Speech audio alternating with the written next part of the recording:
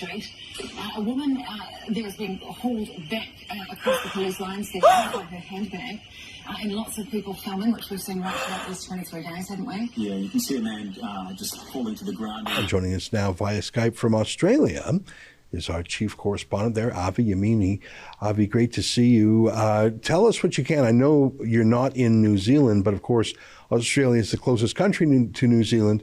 You know a lot about New Zealand's Prime Minister, the extreme authoritarian Jacinda Ardern. Can you give us a little background on this protest at the capital? Because I know that New Zealanders are finally waking up. They had this high court ruling against the mandate. So I felt like there was a flicker of hope. What just happened? Yeah, Ezra. So actually they're inspired by you guys in Canada. That is still the convoy to the capital that are camped outside Parliament. And yeah, it would seem as if Ardern, the Prime Minister of New Zealand, has been inspired by Trudeau. And I think she's also using the cover of what's happening in Ukraine, between Russia and Ukraine at the moment, to distract so nobody notices. While she's pointing the finger at Putin, she's busy knocking out, senior citizens who are daring to voice their opposition to these mandates. So is there some sort of martial law in New Zealand? Is there some heightened emergency status, or was this just police deciding they were going to thump a few skulls?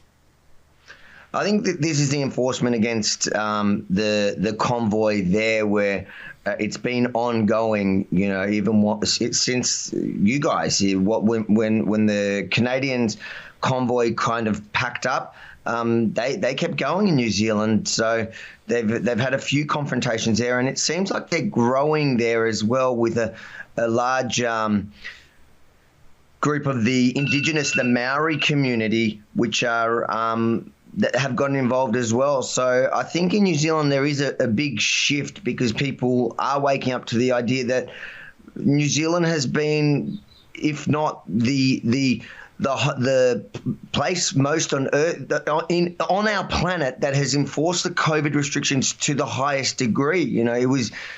It's still impossible to get into New Zealand. They're starting to lift them slowly, but I think people in New Zealand are starting to recognise that they've been through all of this in the last 2 years, and now they're being told, even when they've been good little citizens that have followed every single rule, now the virus is arriving, because even with all of that, it still manages to get in. And so they've realized that now they've lost their jobs. That's an excerpt from my daily show, The Ezra Levant Show.